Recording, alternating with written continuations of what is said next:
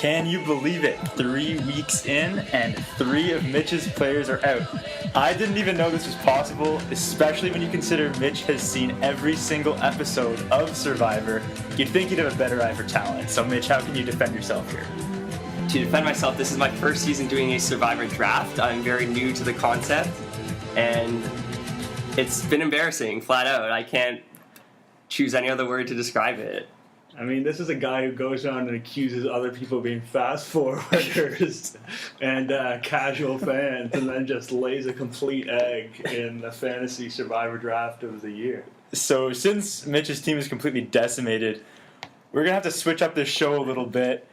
Nick and I both have 6 people left. Mitch has 3. So to compensate for Mitch's ineptitude here, we're going to do a charity draft where Nick and I offer up 2 of our players. We can protect 4 from our team, and then Mitch can pick 1 from each of our teams.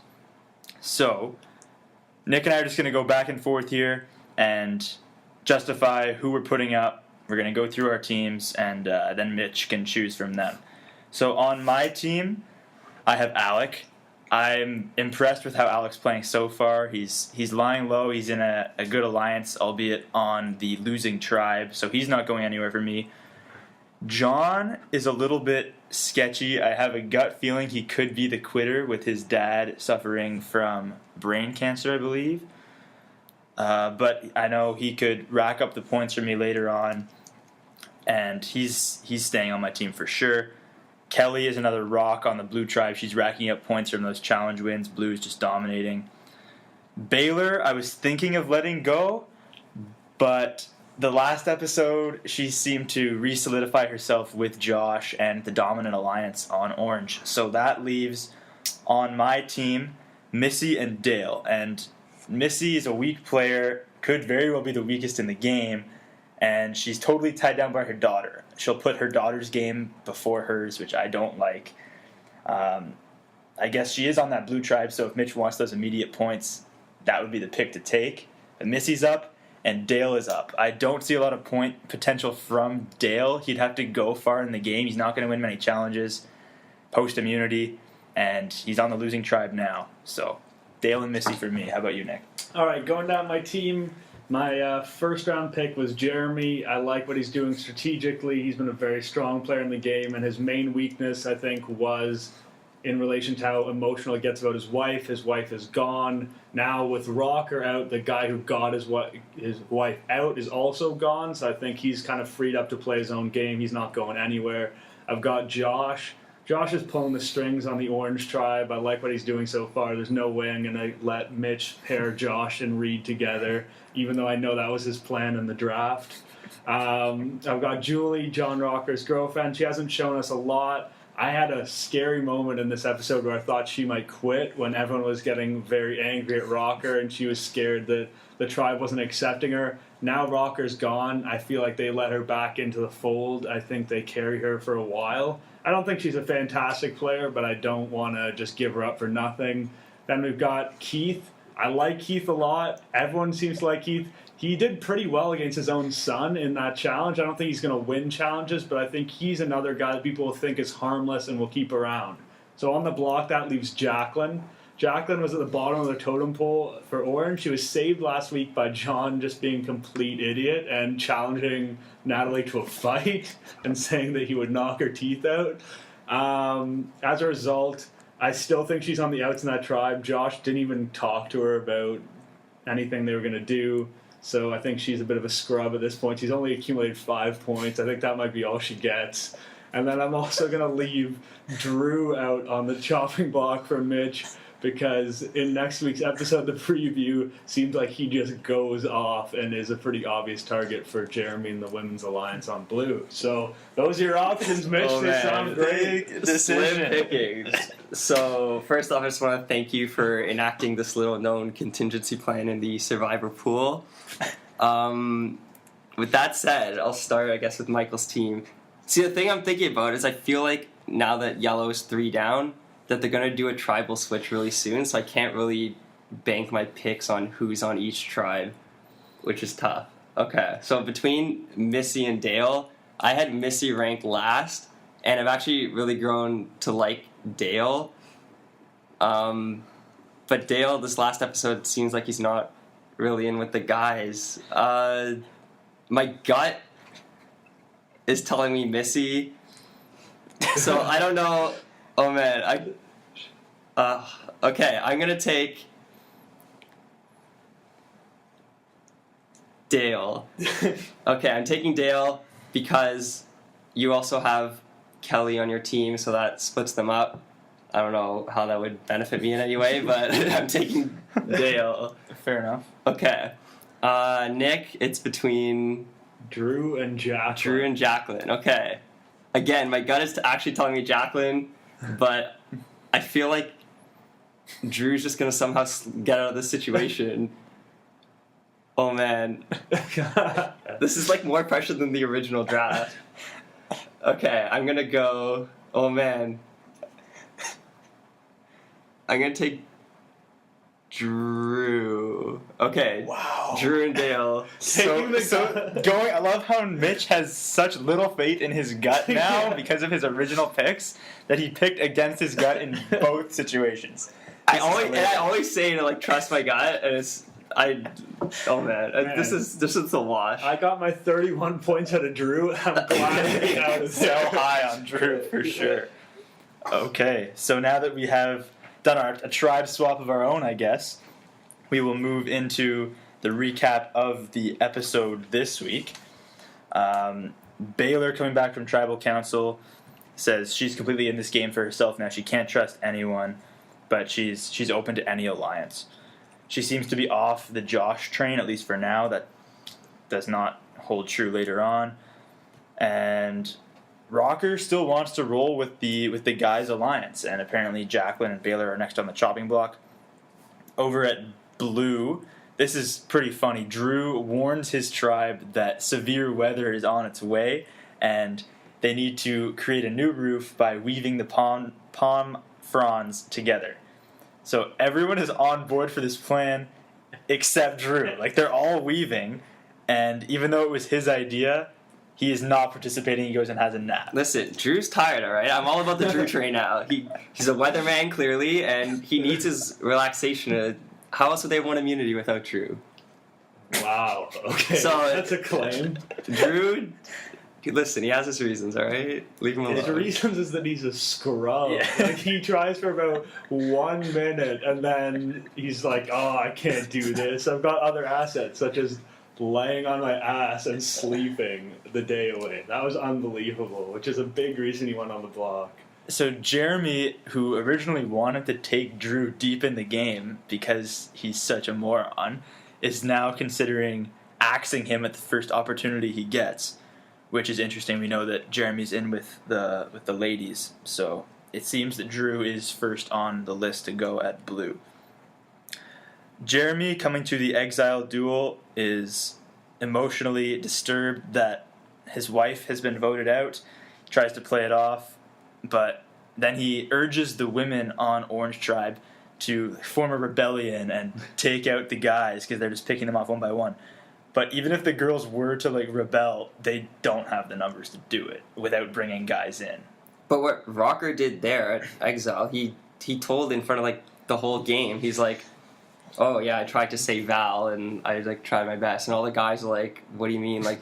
You never told us this. And he pretty much ruined his trust, any trust that he had with anybody else on his tribe. I think also something we've seen with Jeremy is that he has specifically chosen women early in the game. I mean, this has to do with a personal vendetta against Rocker, obviously, but he's chosen to ally himself with women, and he tells the women on the other tribe to rise up. I think that he kind of wants the strong men out of the game so he can win some immunities down the line. I think that would be his goal for sure. But that move by Rocker just blew my mind, just immediately getting himself in the bad books with his own tribe. Onto the actual duel, you have to walk across a balance beam that was wobbling and transfer these square plate type things from one end to the other. So Orange wins the rock, paper, scissors duel, and Wes says, look, my dad Keith is going to suck at this. Let's roll with me and I can beat Keith no problem. So this challenge actually turns out to be pretty close until Keith falls off midway through, and then Wes sort of cakewalked home to the win. So they got the fishing gear as their reward, since Blue had to trade the fishing gear for Flint last week, and that actually worked out pretty well. We saw later in the episode that Rocker caught a catfish with it. But in a part that Nick probably fast-forwarded, the classic blood versus water tearjerker moment of the week. Keith gets all emotional, says he's so proud of Wes for winning, and Wes says he hasn't been this emotional since his grandfather died. So I don't know if you watched that this week, Nick. I did watch that. I thought it was pretty stupid because Keith's like an old man and his son is sort of peak physical age. Like, the fact that his son could beat him at a physical type challenge should not come as any surprise to him or anyone else. So I don't understand where this outburst of emotion's coming from. So Keith gets sent to exile for losing, and Wes picks Josh to join him. Are you surprised by this selection?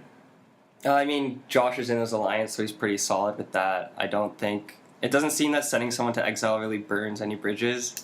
And, yeah, I mean, Josh is a safe bet. And I think and they did this whole thing about the odd couple there on Exile Island.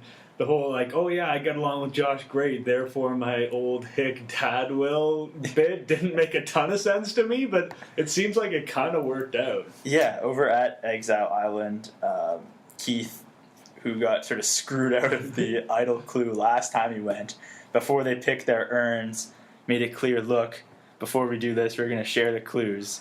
So it turns out that he did get the one with the clue in it, so that sort of backfired on him, but not really. Yeah, when Keith and Josh at Exile and they showed them, like, bonding or whatever, that's the kind of stuff that they used to show, like, at Camp Life, like, just sort of every day, just, like, chit-chat, like, in the camp. Now they sort of focus more on, like, only strategy versus kind of getting to know the players themselves. Yeah, I like the human factor, I guess you can say. I know Nick isn't too big a fan, but you had to love seeing them cook those snails together. Oh yeah, oh yeah, great. Total great bonding. Fine dining. This That's could gotta be go. for Keith and Josh, two of your players, a big move going forward. They could create a real power alliance. I think everyone who Keith has encountered, he's endeared himself to those people, and I think that being liked is a pretty big advantage when you're not a great physical threat, and he seems to be doing all right. I'm pretty high on Keith comparative to his draft position. I'm glad that Hoad just let me have him by accident. Yeah, he seems to be that likable guy. So does Dale, I guess, and that's the type of player that typically goes deep into the game because they're not threats to win, but at about final 5 or so, they'll cut him because they think, oh, he'd win in the finals because all the jury likes him.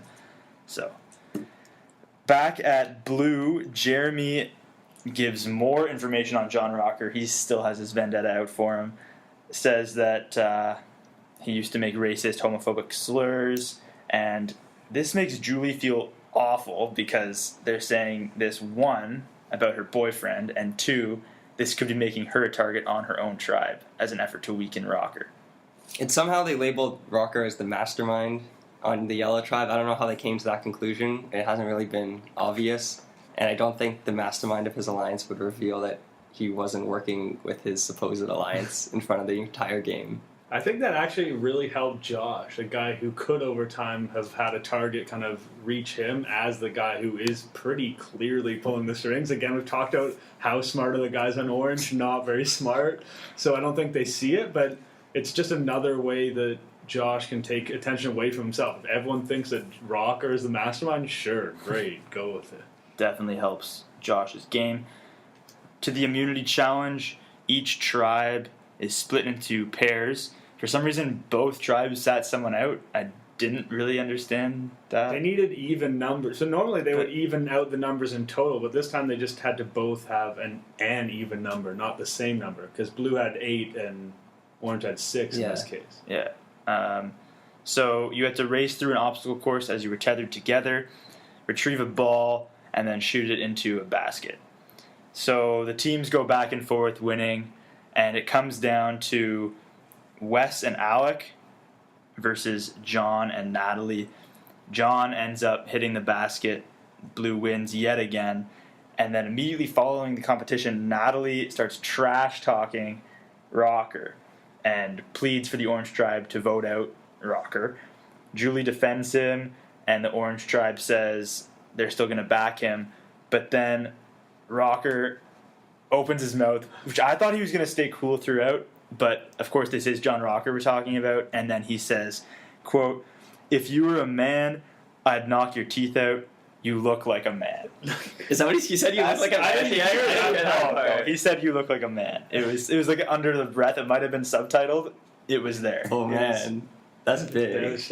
Here's the thing: is Rocker came so close to escaping it, looking like the composed, reasonable one, and if he had just shut his mouth and walked away, I think he would have survived the night. But instead, he just had to let everything out and make himself look like the kind of person it's pretty clear at this point that he is. And it was just another horrible blunder from Rocker. One thing that confused me about this challenge, we saw Baylor and Josh as a pair, and both times they went, Baylor shot the ball, and she was just awful at it. I just remember last season when Cliff Robinson had a similar challenge, and he just drained the buckets every time.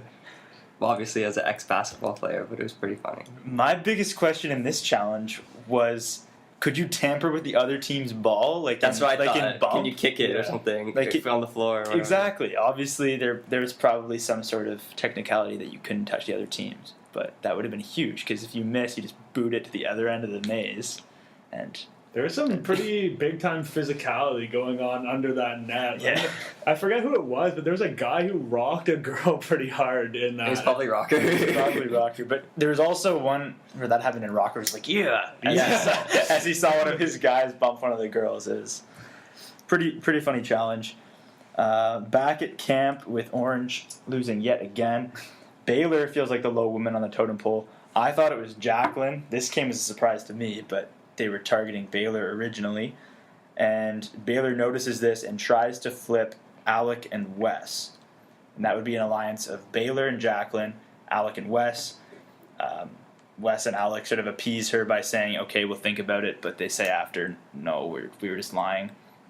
But then Josh has the plan to do it, and they change their minds. So Josh really is pulling the strings. As soon as I saw the montage of Rocker talking to everybody, trying to rally the votes for Baylor, I just knew he was done. I was hoping that somehow it wouldn't be with the Idol, but that was a big sign for me. I think that it's interesting going forward what's going to happen with Baylor, because sort of this alliance that focuses on Josh, parts of it, Wes and Alec, know that she actively wanted to turn the alliance and not include Josh. So I think that information is probably going to come to light at some point in the days to come. That's true. I didn't think of that. But Rocker, we saw some of his strategy trying to convince the girls to vote out Dale. That didn't fly so well. And he also confessed to Josh that he had the Idol, which didn't fly so well with Josh. He said, oh, no, I can't trust this guy. He's been keeping this information from me. But he still told them, though. I know, that's what... Yeah, that was a bit much, I think. A little dramatic from Josh. I liked his theory, though, of, just because you end up in an alliance with someone doesn't mean you're in an alliance with them. I've always thought, it's oh, day one, and you, buddy up with someone and be like, yeah, we're going final two to the end. And then you realize, wow, this person is terrible at this game. That you don't necessarily have to be stuck with them just because you said you were. Yeah, you don't have to go down with the ship. Yeah. So Tribal was actually pretty interesting this week. Rocker again brings up how he tried to save Val, and again, I don't understand the move. This just doesn't sit well with the guys on his tribe. And then Jacqueline spills the beans that guys might be shifting their allegiances and waking up to what they have to actually do, which I thought would tip Rocker off to play his Idol. That's a huge tell from Jacqueline, which she shouldn't have given so much information away. And then Rocker didn't play his Idol right after that. Yeah, Baylor even added it too. It was Jacqueline and Baylor saying that. At least Wes and Josh were sort of downplaying it, I don't know what they're talking about. We're still solid. Yeah, but Jacqueline appears to be just a terrible player, and I was hoping Mitch would take her. I tried to bait him with Drew as kind of the obvious guy, and he would back away and take Jacqueline. because she's shown nothing and she's made no worthwhile alliances. I'm just really banking on a tribal switch next week to like shake things up because right now Drew is not looking too good on the Drew could be gone either way. Yeah. Like he could be because I think that the orange tribe would just go in for what the easy thing the blue tribe wanted to do. If they wanted to get rid of Drew, if you were that bad, they'd be like, sure, let's get rid of Drew and not worry about him. So John Rocker gets voted out, and it was interesting that Dale had no idea of the plan. This was part of my rationale for offering him up to Mitch. He seems to be on the outs. That tribe swap could happen.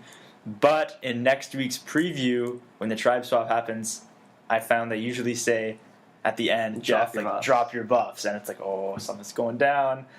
But that didn't happen. Next week, it was very Drew-centric, and he just seemed to solidify himself as the resident idiot on the season. What did you see from him? I did see that same thing from the preview, and last week's preview was very rocker-centric.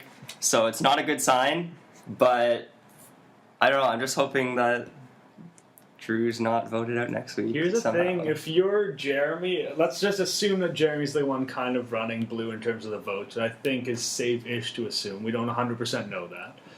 But if I'm Jeremy, the impulse is to keep Drew around because he's an unlikable idiot, and so you always want to keep those guys around because that just takes the target away from you, someone you could maybe bring to the end, yada, yada, yada. But the thing is that Drew's a bit scary physically. So if I have a chance to get rid of a guy that's going to be easy to convince people to vote out, and he could be a bit of a physical threat, I'm just going to make the quick decision and get him out of the way and not worry about it. Like, another thing to add to that, like, the vibe that we have got from Blue is sort of against Drew, but at the same time, if not a lot of people are down to vote out Drew, you don't want to push it too much to ruffle those feathers. I think they'll be down. Yeah. My suspicion is no, I agree things aren't looking good for Drew, but if they end up losing and they'll still be up like two tribe members after the vote, so I guess they could sacrifice some physicality. I just wanted to be noted that if you picked the person voted off next week in the charity draft, that's officially hilarious. Do you have a contingency for the contingency? No, that's it. You're not getting any more of my players. But yeah, there should probably be some sort of penalty points-wise if the person you redrafted gets ousted at the first potential spot. That's pretty humiliating. But we did give you pretty awful options, to be fair. I don't know. There weren't a lot of great choices. Who were you hoping for in the draft? Josh? Oh. What? Like, no one's giving that. Well, okay, so, I mean, if we're being like, realistic, like with the 4 protections or whatever, I don't know, I might have taken Baylor. I'm kind of surprised Nick didn't leave Keith out there. I don't know if I would have taken him, but I mean, everyone else is pretty solid on your teams, and I couldn't see you guys leaving them for me to take. You would have. I was thinking of leaving Baylor. You would have taken her. You think? If it was Baylor and Missy, again, I might have taken Missy. I don't know why, but Baylor and Dale would have been an interesting discussion.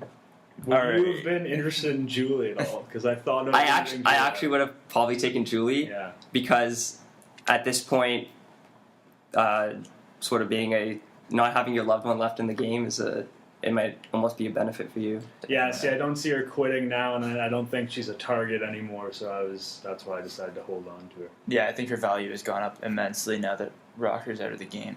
But let's move on to our MVP and LVP segment. Mitch, who are your players in these categories this week? So my MVP, sort of just by default again, just because we haven't seen much of Blue, I'm going to go with Josh again. I mean, he seems to be the only competent one on the Yellow Tribe, and other than that, I don't really have a reason not to pick him or to pick anybody else, because we haven't seen much going on from anybody else. For my MVP, I'm going to go with John on Blue. We drained 2 important buckets out of 3, so that's huge. Also, I think that early on you saw him and Drew kind of attached to the hip, But in this one, he's happily doing the weaving, and I think he's kind of got himself more ingrained in that tribe. Whereas I thought he would have been kind of one of the first people on the outs early on. I think that he's done a better job of bringing himself into the fold. Well, next episode will be the test of how far he's willing to distance himself from Drew. It's big, yeah. I really want to see more of what's going on at Blue. I'm getting pretty sick of Orange at this point. We know Josh is running the game over there. There's only so much of that I can take. I want to know what's happening at Blue. My MVP this week was Baylor. Nick sort of scared me with some of his comments earlier in the show, but just because she looked like she was going home at the beginning of the episode, and she's managed to get herself back in with Josh. Hopefully it doesn't come back on Josh that she was trying to flip it against him, sort of. I don't know how much that was her, though, versus Rocker just self-imploding. True. But... yeah, I mean, she just goes from the chopping block to, at least on the surface, what appears to be a sturdy alliance. And she did try to orchestrate the plan to get Rocker out. It might have planted the seed, but Josh was the one who actually ended up doing it. How about LVP? My least valuable player, I'm kind of going to go off the board and pick Natalie. She was very outspoken at the challenge. I mean, obviously everyone was ganging up on Rocker, but she was sort of the vocal point.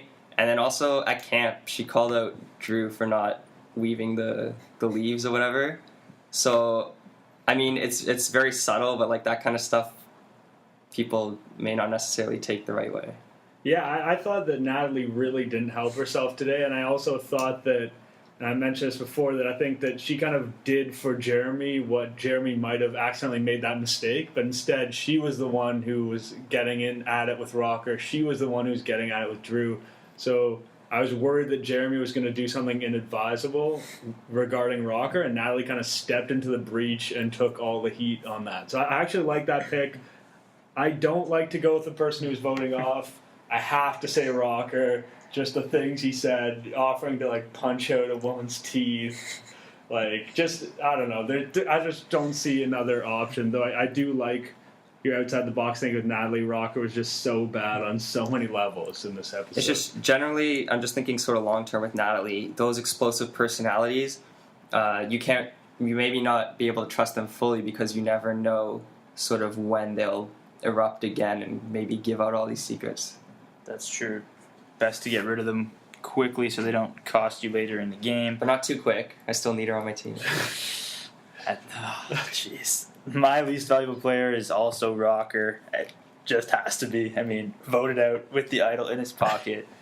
That's huge negative points for Mitch. He also inspired the charity draft, so you really can't get worse than that. I didn't inspire it. I just enacted the little known clause. And, I mean, all those comments he said at the end of the immunity challenge were just awful as well. So, predictions. Who's going home from Blue? Who's going home from Orange? Again, I think there's going to be a tribal shuffle, hopefully next week, if not the week after. If Blue loses, which I feel like they might do just because they show that clip of like Drew and trying to like organize an alliance. So Drew's not looking too good, but if they decide to keep Drew around, then like Missy could go home. And for Yellow, it's getting slim pickings. Probably Jacqueline or Dale, they're going to target it. So you drafted the people you predict are going to go out. I'm actually going to say both of the people you drafted. I think Drew, for all the reasons we saw in the preview, just looks on the outs with Blue. And I'm going to say Dale. Dale was not part of the planning. The new alliance kind of includes Baylor. Dale would be an easy person to get rid of because no one really cares if he's around. And I mean, like you said, it could be Dale, it could be Jacqueline, but Dale is a little bit more of an outspoken personality. Jacqueline there's no pressing reason to ever get rid of Jacqueline. Because, like, what's she going to do? How is she going to hurt you? She's not a threat. So, yeah, you might as well keep her. Yeah, I feel like Dale, I guess, is more of a strategic threat than Jacqueline as a physical or strategic Plus, threat. No, I guess they both have pretty decent loved ones. I mean, John and Kelly are both solid members of my team. They're probably the cornerstones of my roster. Did you consider loved ones when you made your picks, looking for those 10 points for the loved one winning Survivor? Well, I did split up Dale and Kelly on Michael's team.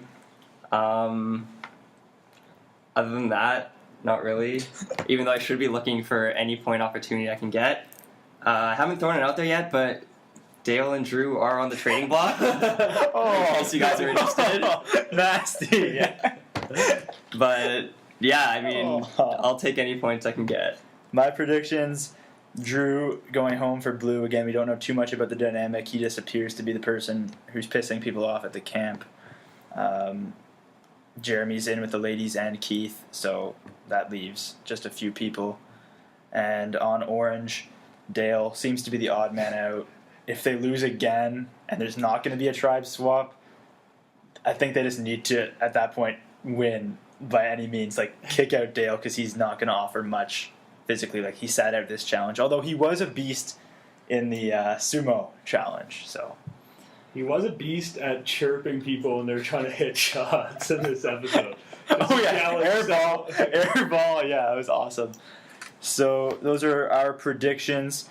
Tune in next week to see who goes home. It's probably going to be someone on Mitch's team. And before we go, can we get a reading of the point totals just so that people at home absolutely have an idea of what has prompted this charity trial? True. Okay, Completely slipped my mind. there was a bit of a rejig of the points. Reward challenges / the exile challenge is worth 5, so 5 points for the whole tribe that wins the exile challenge, and then immunity is 7. So now that all the points have been sort of re-added, Nick is leading with 122, Michael's caught up with 97, and I am at 34. So I am a long ways, almost 100 points behind Nick. And to clarify, I don't get Dale and Drew's old points. I only get their points from here on out. So there we go. I think there's a chance that you might get negative points on the two players you finish out with negative points. Well, I mean, okay, Rocker ended up with minus 11, and Nadia's minus 10, Val minus 12. So everybody on my team that's been kicked out so far is all negative. I've been saved by Natalie and Reed. They're only going to take you so far. Though. Yeah, you're LVP. I have a feeling, even if I have the winner on my team, that I still won't win I the think points. it's over. No, I got a lot of faith in Reed. Yeah, he's that guy who's going to get you 100 points. Well, that is officially going to wrap up the episode. We'll be back next Thursday to bring you another installment of the MMA Survivor podcast. Talk to you then.